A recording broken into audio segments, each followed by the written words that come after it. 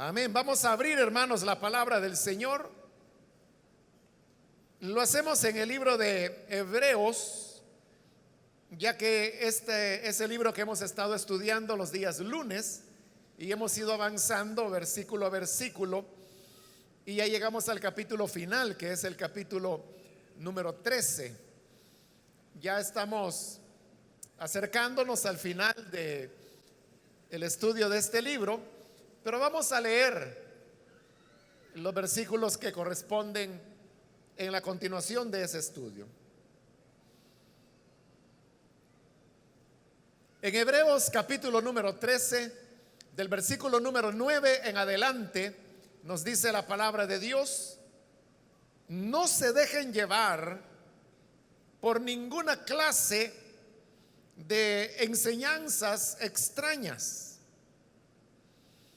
Conviene que el corazón sea fortalecido por la gracia y no por los alimentos rituales que de nada aprovechan a quienes los comen.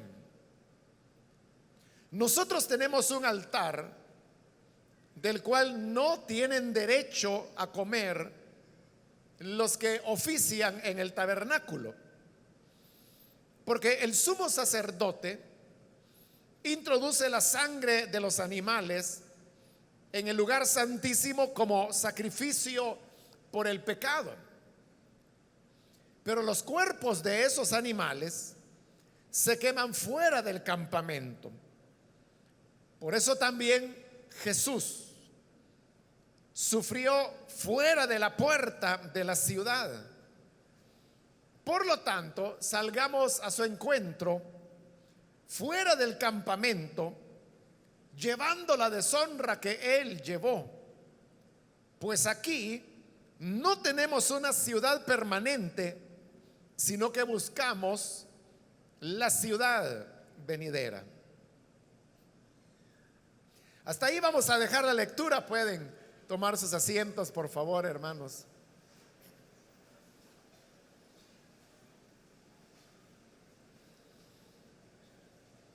Como dijimos, hermanos, antes de la lectura, nos encontramos ya en la parte final de este libro de Hebreos y debemos recordar que el tema central que se ha venido desarrollando en este libro es que el Evangelio está por arriba de la ley de Moisés y que la gracia ha venido a superar la salvación por obras o meritoria que bajo la ley las personas vivían.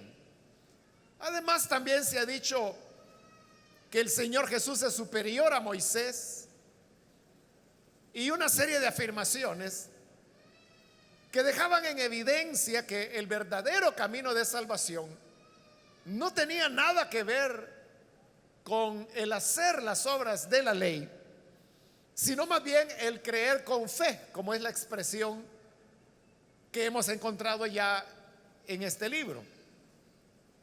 Recordemos que el libro está dirigido a los hebreos.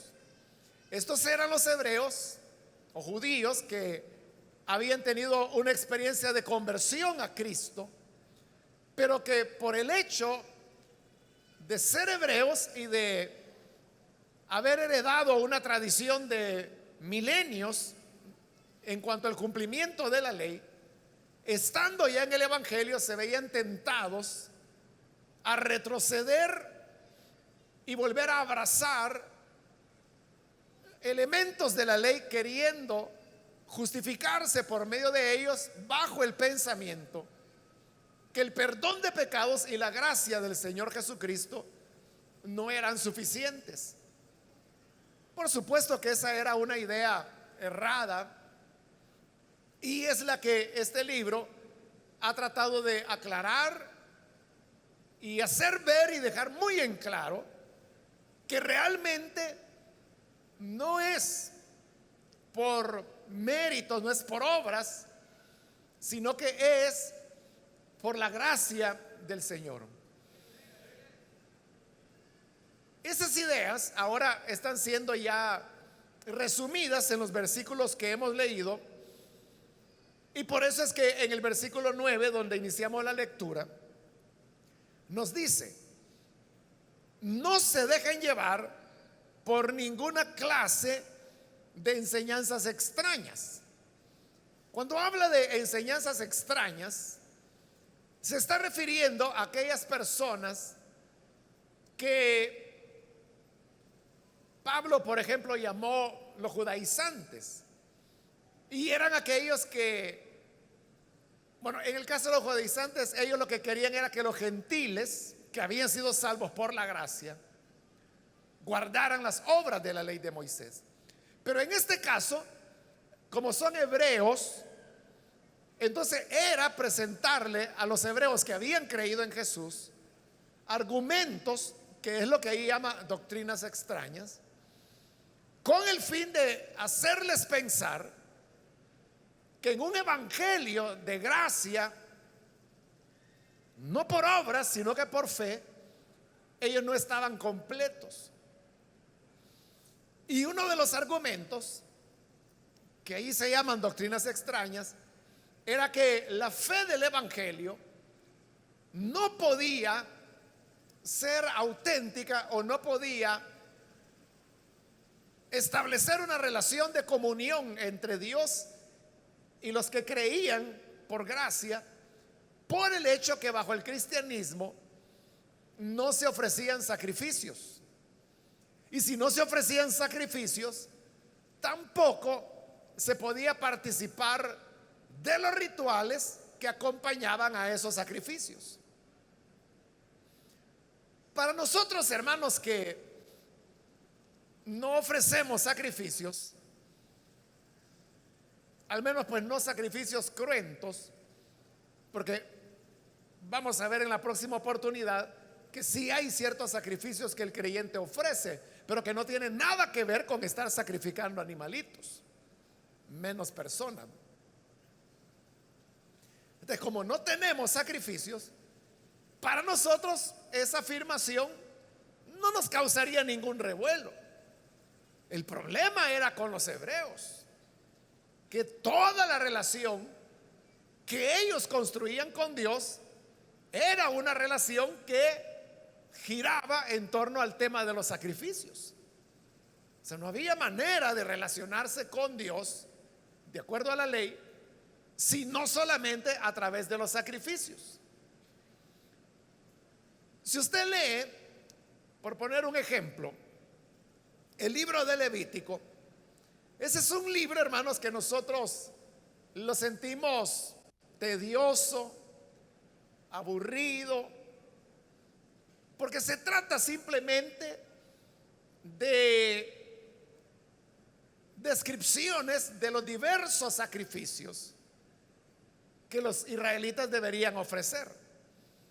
Entonces, para nosotros es aburrido, es algo que ya no hacemos, no lo hacemos, pero ellos sí lo hacían. Pero entonces note, había todo un libro que era Levítico, dedicado a establecer detalladamente cómo debían ofrecerse los sacrificios, dependiendo qué era lo que el sacrificante buscaba de Dios. Si buscaba perdón de pecados, si buscaba hacer una promesa, si buscaba limpieza de una enfermedad, si buscaba purificarse, si buscaba un sacrificio de paz. Dependiendo qué era la intención del sacrificante, así eran las instrucciones que debían seguirse. Pero entonces vea que toda la relación con Dios estaba construida sobre la base del sacrificio. Entonces, cuando aparecen los cristianos y sucede que los cristianos ni iban al templo judío y consecuentemente no ofrecían sacrificios, entonces venía la doctrina extraña que decía: los hebreos que han creído en Jesús y se amparan solamente en la gracia o en la fe, no en las obras, son creyentes incompletos. Son creyentes que no tienen una auténtica comunión con Dios porque no ofrecen sacrificios. Pero decir eso en esa época era algo que preocupaba a cualquiera y que les hacía pensar, hombre, no había caído en la cuenta que bajo el cristianismo no hay sacrificios. Entonces, eso es lo que aquí se está llamando una doctrina extraña, y vamos a ver cómo el libro responde a ese razonamiento. Siempre el versículo 9 dice: conviene que el corazón sea fortalecido por la gracia y no por los alimentos rituales que de nada aprovechan a quienes los comen. Entonces, vean lo que está diciendo. Comer de los alimentos rituales, eso no aprovecha a nadie. Lo que aprovecha es afirmar el corazón en la gracia del Señor Jesús. ¿A qué se refiere allí cuando habla de los alimentos rituales? Como le digo, el tema es los sacrificios, pero había ciertos sacrificios que usted los puede encontrar ahí en Levítico, ahí por la altura del capítulo 3 más o menos, donde habla de los sacrificios de paz. Los sacrificios de paz no solamente eran sacrificios que las personas ofrecían a Dios, sino que la ley establecía que cuando era un sacrificio de paz el que se había ofrecido, el animalito, fuera cordero, fuera res, que el ofrendante llevaba, tenían que comerlo con su familia en el templo del Señor. Entonces, vea, el sacrificio no solo era el sacrificio del animal, sino que se completaba con comer de la carne del animal sacrificado. Era parte del rito del sacrificio. Entonces, como ya dijimos que los cristianos no ofrecían sacrificios, tampoco tenían ese tipo de comidas rituales, porque era parte del rito del sacrificio. Y entonces los opositores de la gracia de Cristo decían: ¿cómo van a estar bien ustedes si ni siquiera comen de los sacrificios que el Señor estableció en su santa ley que deben comer? Pero ahí es donde viene la respuesta, y dice: el comer de esas comidas rituales nunca aprovechó a nadie, porque el crecimiento espiritual, la madurez espiritual, no depende de lo que uno coma o de lo que deje de comer. Por eso es que Pablo, años antes de esto, él había escrito diciendo: ni porque comamos seremos más, ni porque no comamos seremos menos. Porque no es la comida lo que determina la espiritualidad de la persona. El Señor Jesús, también hablando de la comida, él dijo: porque no hay nada que entre en la boca del hombre que pueda contaminar al hombre. Es lo que sale del corazón lo que lo contamina. Entonces el Señor con eso estaba mostrando que el alimento no tenía relación con la vida espiritual de las personas. Alguien podía comer, supongamos que era un cordero el que llevaban como sacrificio de paz, parte de la carne del cordero la cortaban, la asaban y luego comía la persona que había llevado ese cordero con su familia en el templo delante de Dios. Pero eso no lo hacía más espiritual. A nadie hace más espiritual porque coma un pedazo de lomo de cordero o porque coma una pierna de gallina. ¿A quién le va a beneficiar espiritualmente? Por eso es que dice: hermanos, no tengan pena si ustedes no están participando de las comidas rituales. ¿Y a quién le ha aprovechado? comer de esos alimentos. Por el contrario, afirma el versículo 9, conviene que el corazón sea fortalecido por la gracia. O sea, eso sí va a beneficiarnos.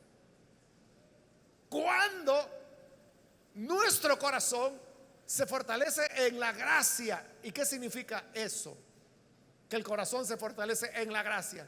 Significa que nuestra confianza está puesta en la gracia, en los méritos que Cristo logró en la cruz del Calvario y por los cuales ahora hemos sido reconciliados con el Padre. Esa es la gracia. Y eso sí nos hace madurar espiritualmente. La auténtica espiritualidad no es aquella que se basa en obras o en méritos humanos. Todo este libro ha sido una demostración de eso. Lo que verdaderamente nos aprovechará es que podamos tener en nosotros un corazón firme en la gracia del Señor. Es decir, nuestra confianza es Él, nuestro apoyo está en Él. Y si un día alguien le pregunta, ¿qué esperanza tiene usted para el día de su muerte? ¿O qué esperanza tiene para el día de la venida de Cristo? ¿En qué se va a basar para presentarse ante el Hijo de Dios? No podemos basarnos en decir, es que yo le voy a decir a Dios, mira, yo traté de ser bueno, traté de portarme bien, traté de hacer buenas obras. Como bien ya lo dijo Isaías, que nuestras obras delante de Dios son como trapos de inmundicia. Y Pablo dice, por las obras nadie se justificará delante de Dios. Entonces, ¿cuál será nuestra esperanza? Nuestra esperanza en la muerte o al encontrarnos con Cristo será, Padre, yo estoy aquí no por mis méritos, no por mis obras, sino por tu Hijo que enviaste a morir por mí y quien pagó el precio de mis pecados. He creído en esa sangre y esa sangre es la que me cubre, me limpia, me justifica, y por eso estoy aquí delante de ti, no por mis méritos, por los méritos del Hijo de Dios. Eso es el elemento que permitirá la justificación delante de Dios. Pero que le digamos, señores, que yo comí cordero, yo comí una pierna de buey. Aquí, ¿a quién beneficia eso? Y luego continúa en el versículo 10. Nosotros tenemos un altar del cual no tienen derecho a comer los que ofician en el tabernáculo. Entonces, vea que inteligente, voy a decir, las personas que escribieron este libro. Porque el mismo argumento que están utilizando los enemigos del evangelio, ellos lo toman y le dan vuelta. Como ellos criticaban, es que los creyentes no comen de los alimentos rituales. Entonces viene el redactor sagrado y dice, ustedes son los que no comen. Y dice dos cosas importantes en ese versículo 10. Primero dice, nosotros tenemos un altar. Y el altar sirve para ofrecer sacrificios. Entonces lo que está diciendo es, sí, los cristianos sí tenemos un altar y sí tenemos un sacrificio. Más adelante explicará que el sacrificio es Cristo Jesús, que es un sacrificio superior a un cordero, a una res o lo que se quiera inventar. Nada se compara con la sangre del Dios hombre. Entonces, tenemos un altar, sí hay un sacrificio, pero dice, de este altar, del sacrificio de Cristo, no tienen derecho a comer los que ofician en el tabernáculo. Ya le dio vuelta el argumento. ¿Quiénes eran los que oficiaban en el tabernáculo? Los que estaban bajo la ley. Y hoy, ¿qué está diciendo? Los que están bajo la ley, los que ofician en el tabernáculo, no pueden comer del altar nuestro. ¿Entiende? Ya le dio vuelta el argumento, porque la crítica es que los creyentes no comen de las comidas rituales. No, dice, si nosotros sí tenemos sacrificios, y son ustedes los que no pueden comer de esta mesa, de este altar.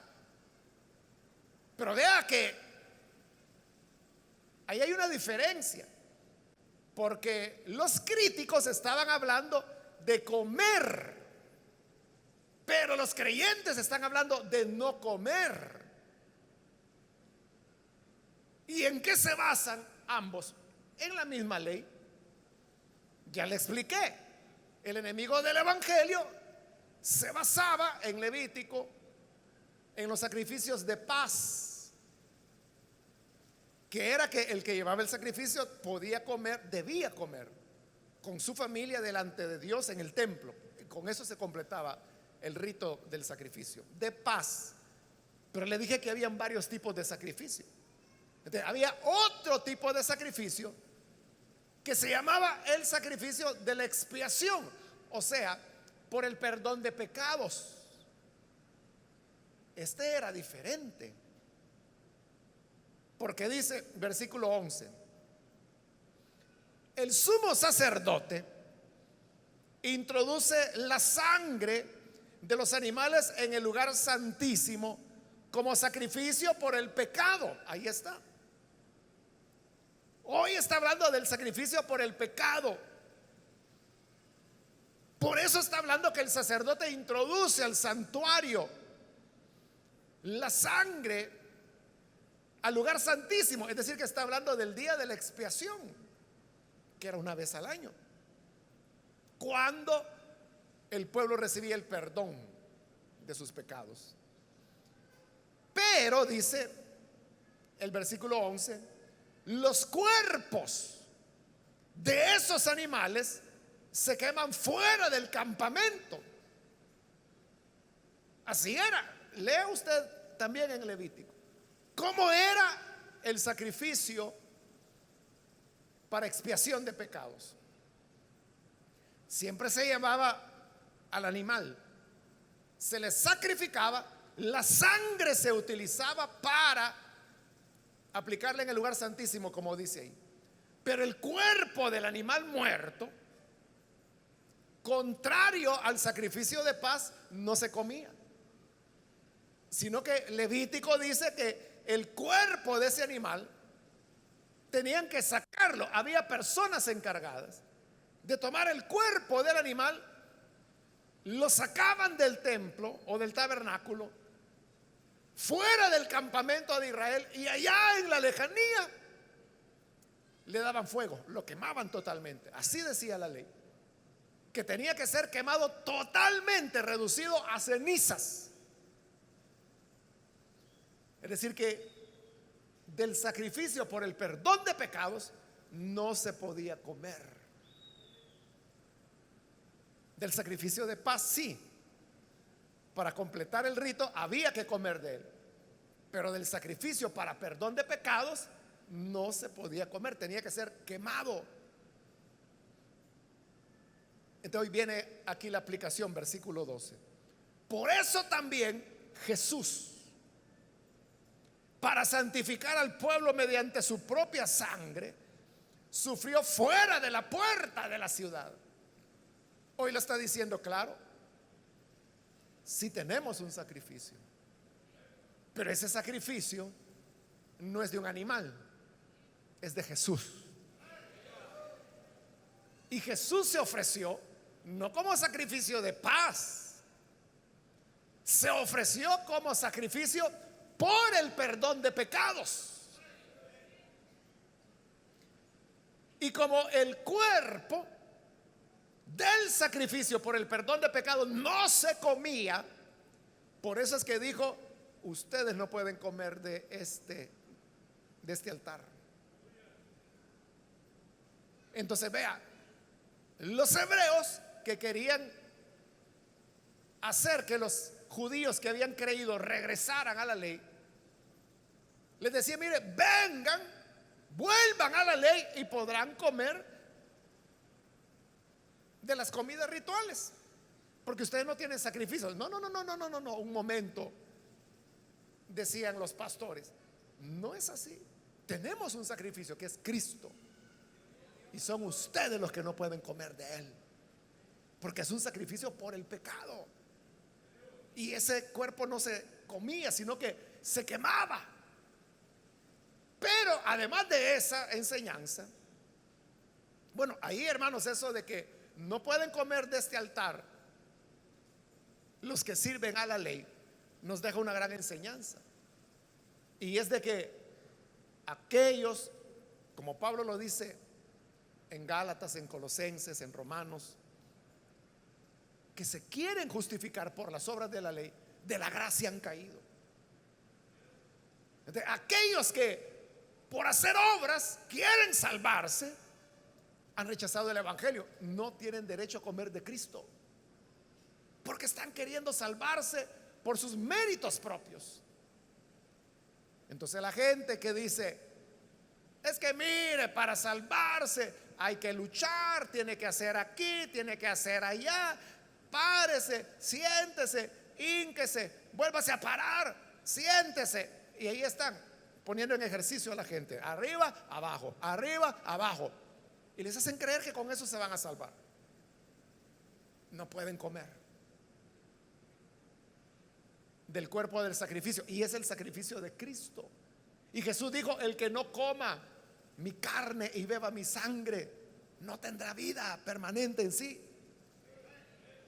pero el que come mi carne y bebe mi sangre vivirá eternamente. Amén, gloria a Dios, hermanos.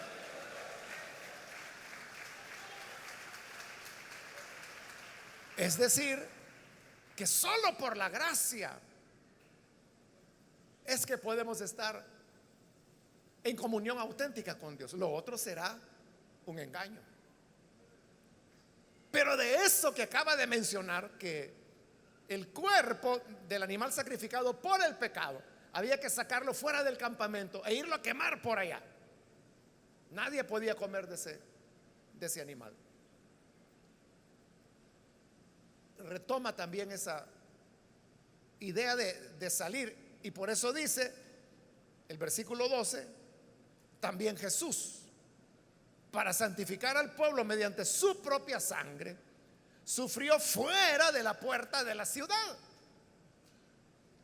Y ahí está enlazando con los relatos de los evangelios que nos cuentan cómo es que Jesús fue sacrificado. ¿Se recuerda cómo dicen los evangelios? Dice que él salió llevando su cruz. ¿Y hacia dónde salió? Hacia el monte de la calavera,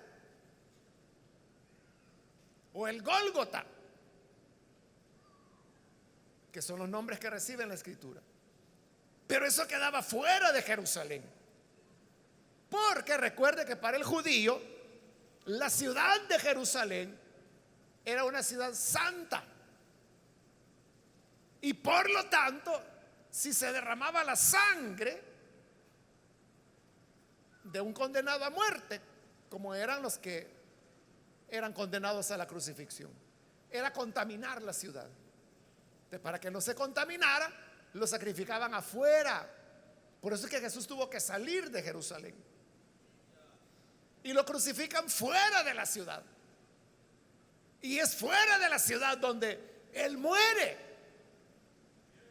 Entonces vea, el libro está diciendo, Jesús era el verdadero sacrificio por el pecado, porque él padeció fuera de la ciudad.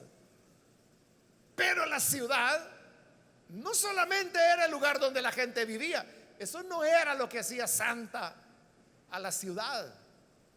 Lo que hacía santa a la ciudad es que en medio de ella estaba el templo.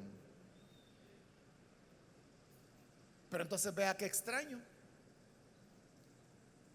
que en el templo era donde se ofrecían los sacrificios, todos los sacrificios, incluido el sacrificio del perdón de los pecados. Pero cuando el Hijo de Dios viene para ofrecer su sacrificio, no es en Jerusalén, sino que es afuera, en el monte de la calavera, fuera de la ciudad. ¿Qué significa eso? Fuera del sistema del templo, fuera del judaísmo, fuera de los ritos de la ley. Entonces, que el Señor haya sido sacado fuera de la ciudad, en el libro es interpretado como que ese sacrificio no tiene nada que ver con los sacrificios que se ofrecían bajo la ley. Pues si hubiese sido un sacrificio bajo la ley, solo había un lugar donde se podía ofrecer: en el templo. Allá en Deuteronomio, el Señor se lo dijo bien claro a Moisés: en ningún otro lugar del territorio ofrecerán sacrificio, sino que en el lugar donde yo señale. Y se estaba refiriendo al templo. Pero Jesús no ofreció en el templo su sacrificio. No solo fue fuera del templo, fue fuera de la ciudad también. ¿Por qué? Porque ese sacrificio no tenía nada que ver con la ley de Moisés, ni con el templo, ni con la ciudad de Jerusalén. Es lo que se nos ha explicado en el libro y que ya lo estudiamos, hablando del sumo sacerdocio de Jesús.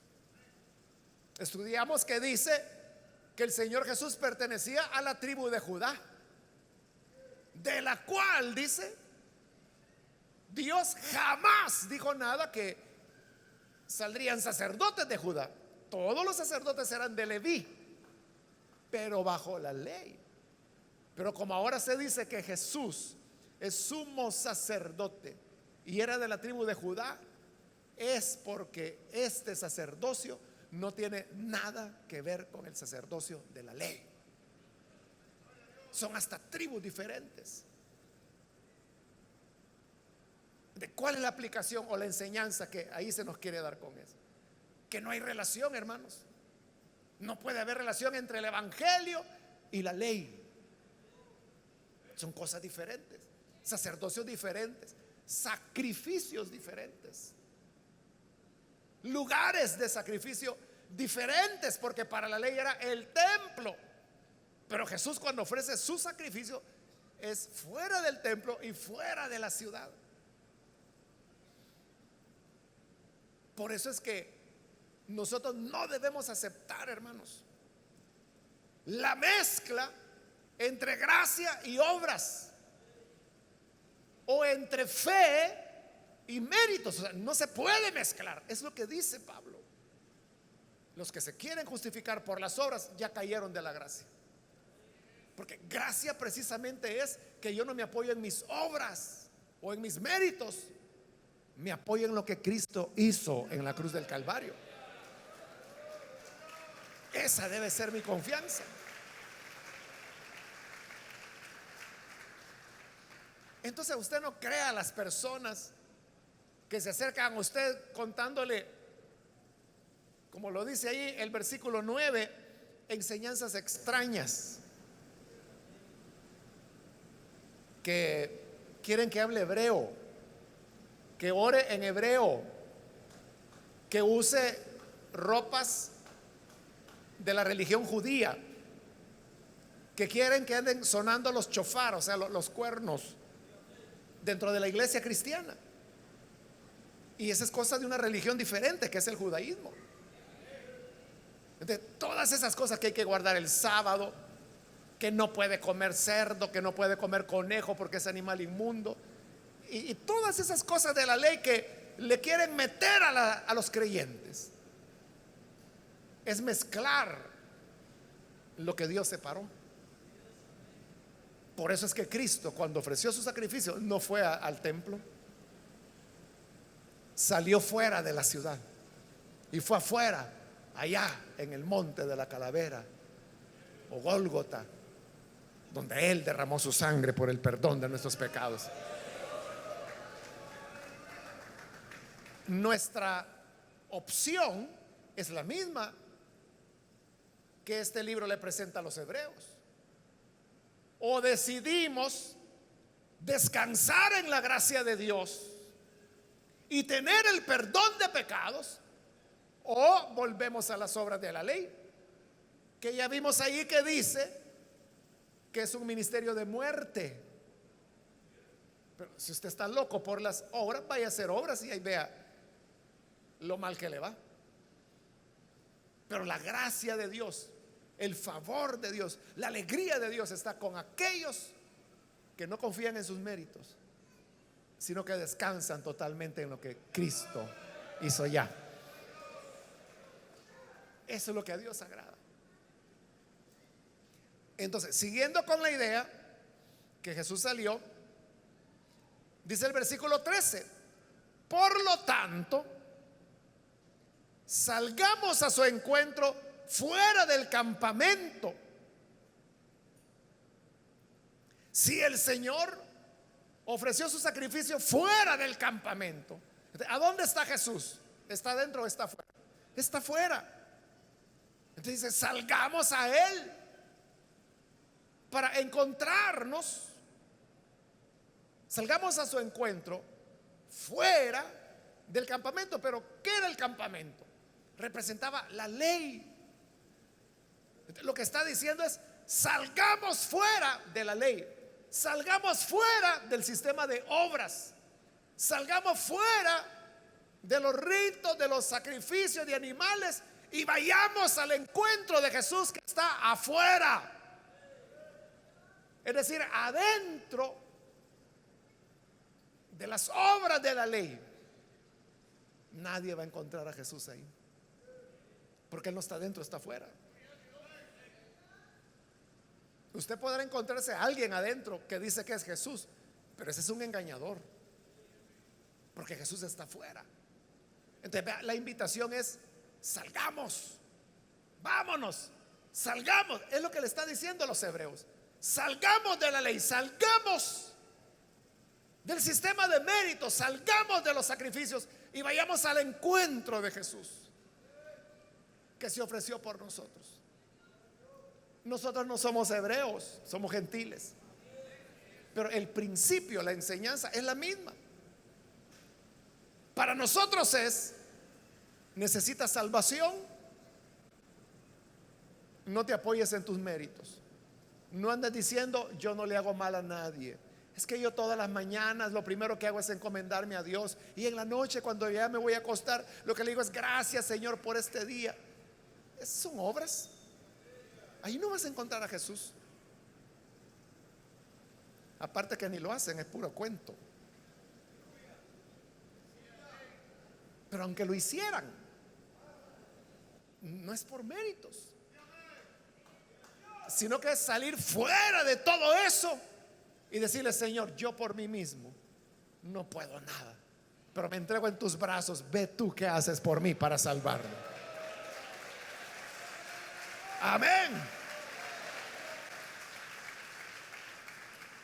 Esa entrega, esa confianza, ese arrojarse a los brazos de Jesús, esa es la fe, esa es la salvación. Allí es donde se encuentra el perdón de pecados. Entonces, por eso tenemos que salir fuera del campamento, que es el sistema de obras. Y dice la parte final del versículo 13, llevando la deshonra que Él llevó. ¿Por qué dice que Jesús llevó deshonra cuando salió del campamento? Hermano, porque iba cargando su cruz, porque lo llevaban desnudo, porque lo llevaban coronado de espinas, azotado. Entonces, Él salió siendo humillado, en vergüenza, pero salió fuera. Entonces dice, si nosotros queremos salir al encuentro de Jesús, igual nos va a tocar llevar la deshonra que Él llevó. Tenemos que seguir el camino de Él. Recuerde que la razón principal por la cual los hebreos los que eran flojos, ¿verdad?, en la fe, que no habían entendido el evangelio, la razón principal por la que volvían a la ley era por evitar persecución, para que no los persiguieran. Al hebreo no le importaba que otro hebreo dijera: yo creo en Jesús, media vez estuviera adentro, en el templo, en los ritos. No había problema. El problema era cuando se separaba. Y por eso dice: si queremos encontrarnos con Jesús, debemos salir afuera como Él está afuera, llevando la deshonra que Él llevó. ¿Qué está diciendo? Cuando tú abandones la ley, vas a recibir deshonra, serás perseguido. Si quiere, véalo de esta manera. Es como cuando un hijo abandona la religión de su padre. Abandona la religión de su padre. Entonces, ese hijo llevará deshonra. El padre le podrá decir: como renunciaste a tu fe, ya no eres más mi hijo. Vete de la casa. Vete ahí con tus hermanos. Hay que ellos te den una almohada ahí en la iglesia para que durmas, pero aquí no volvás. Eso era lo que el hebreo sufría, que era un rompimiento con la religión de sus padres, pero que al mismo tiempo era como la expresión cultural más fuerte que Israel tenía. Era como volverse apátrida, era como dejar la nación misma.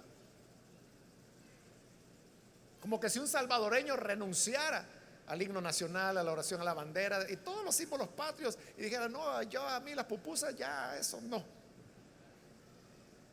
y deja la religión.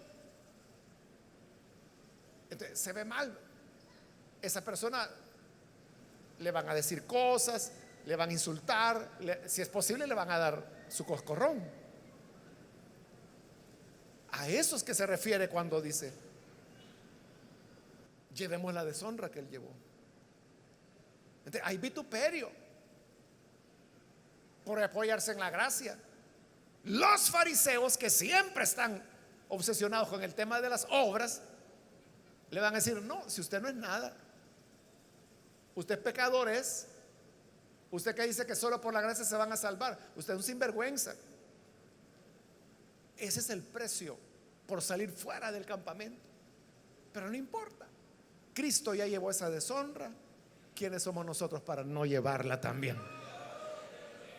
Si Él fue deshonrado, ¿qué derecho podemos estar pidiendo nosotros? Entonces dice: salgamos a Él, a su encuentro, llevando la deshonra que Él llevó. Y finaliza el versículo 14: pues aquí no tenemos una ciudad permanente, sino que buscamos la ciudad venidera. Entonces, lo que está diciendo es: hermanos, no importa lo que tengan que perder, no importa si van a perder familia, como el Señor Jesús lo dijo. Cualquiera que deje padre, madre, hijos, mujer, tierra, casas, por causa de mí, recibirá 100 veces más en esta vida y la vida eterna en la era venidera.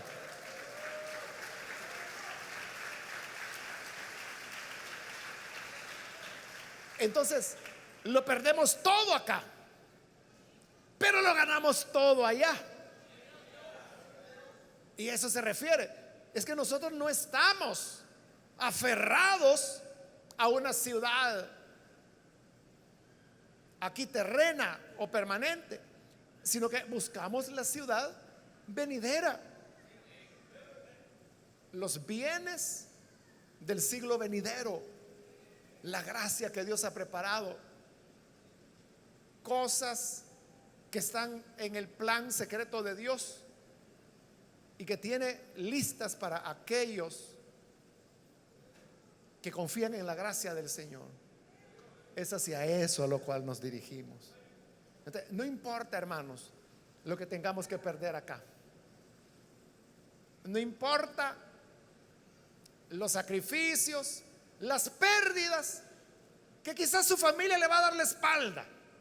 Hoy eso ya casi no se da. Antes se daba mucho, hoy se da mucho menos. Pero puede ser que a alguno le toque que la familia le dice: ya no sos más nuestro hijo, o ya no sos más mi papá. Te volviste religioso, andate con tus hermanos, con tus aleluyas. No importa,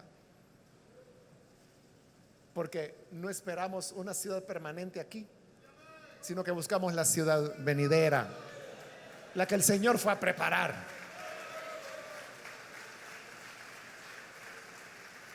Cuando Él dijo: voy a preparar morada para ustedes, para que donde yo estoy, ustedes puedan estar también. Si así no fuera, yo se los hubiera dicho. Pero como es así, voy a preparar morada y ya pronto vamos a estar reunidos de nuevo. Entonces, esa ciudad venidera es la que nosotros esperamos. No la terrestre, porque de esa es de la que Jesús salió. Y de esa es la que se nos está invitando a salir.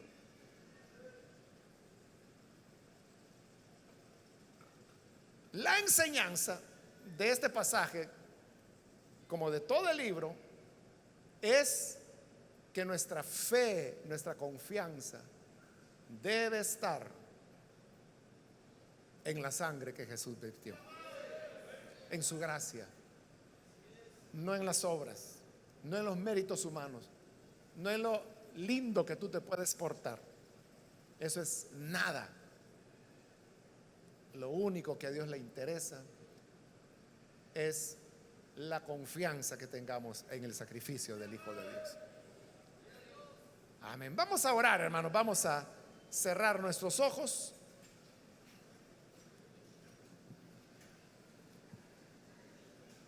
Y vamos a inclinar nuestro rostro también. Antes de hacer la oración, yo quiero invitar, si hay con nosotros amigos o amigas que todavía no han recibido al Señor Jesús como su Salvador, pero si este es su caso y usted ha escuchado hoy la palabra de Dios y a través de ella usted se da cuenta que no es en realidad lo que nosotros podamos hacer para alcanzar la vida, sino que es lo que Cristo ya hizo. Entonces yo quiero invitarle, si usted quiere poner su confianza en ese sacrificio que Jesús hizo fuera del campamento, fuera de la ley, yo le animo para que hoy reciba al buen Salvador. Si quiere hacerlo, en el lugar donde se encuentra, le voy a pedir que se ponga en pie, por favor, para que podamos orar por usted. Cualquier amigo o amiga que necesita hoy entregarse al buen Salvador, puede ponerse en pie, por favor. Aquí hay una persona que ha pasado, Dios lo bendiga, bienvenido. Alguien más que necesita venir, puede ponerse en pie. Queremos orar por usted. Ponerse en pie es la señal para que nosotros sepamos que usted quiere dar este paso y así orar por usted. ¿Hay alguna persona, algún amigo, amiga más que quiere añadirse? Póngase en pie y venga, vamos a orar. Hoy es un día de salvación. Hoy es un día de vida. Aprovéchela. Todas aquellas cosas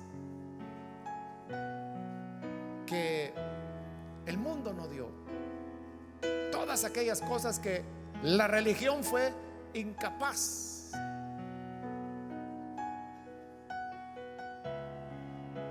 de otorgar, Cristo lo hace, porque su sacrificio es verdaderamente meritorio. Bien, aquí hay una niña, Dios la bendiga, bienvenida también. Alguien más que necesita venir puede ponerse en pie. Venga, si hay otra persona que hoy necesita poner su confianza en el Señor, no en sí mismo, no en las obras, no en su conducta, sino en lo que Cristo hizo, póngase en pie y vamos a orar por usted. ¿Hay alguna otra persona? Hoy la puerta está abierta. No deje pasar esta oportunidad. Quiero invitar también, hermanos, si hay hermanos o hermanas que se alejaron del Señor, quizá porque usted no entendió el Evangelio y pensó que era algo de méritos humanos, pero ahora que oye y escucha que es por la gracia del Señor, reconcíliese. ¿Quiere volver a Jesús? Póngase en pie. Todos aquellos que hoy necesitan rededicar su vida al Señor, póngase en pie. Hoy es un buen día para comenzar de nuevo. Venga, yo le invito para que no desaproveche la oportunidad. Póngase en pie con toda confianza y oraremos por usted. Bien, aquí en medio hay otra persona que viene. Dios la bendiga, bienvenida. De este lado hay otra joven que pasa. Dios la bendiga también. Bienvenida. Alguien más que necesita pasar. Bien, aquí adelante hay otra persona. Dios la bendiga, bienvenida. Alguien más. Le animo para que aproveche la oportunidad. Voy a finalizar la invitación, pero si hay alguien más que es primera vez que viene el Hijo de Dios o necesita reconciliarse, póngase en pie y vamos a orar por usted. Aquí en medio hay un jovencito, bienvenido también. ¿Alguien más?